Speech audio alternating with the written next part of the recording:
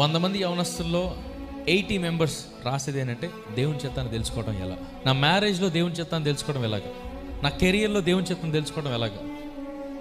ఇదే క్వశ్చన్ ఉంటుంది, దేవుని చిత్తం తెలుసుకోవడం ఎలా. మీలో ఎవరికైనా డౌట్ ఉందా? దేవుని చిత్తం తెలుసుకోవడం ఎలా, ఇది చెయ్యాలా వద్దా దేవా, ఇక్కడికి వెళ్ళాలా వద్దా దేవా, ఇది వివాహం చేసుకోవాలా లేదా దేవా, పలానా ఊరు వెళ్ళనా లేదా, పలానా బిజినెస్ పెట్టనా లేదా, నా కుటుంబ సంగతి ఏంటి, అన్నీ మనం దేవుని అడుగుతూ ఉంటాం.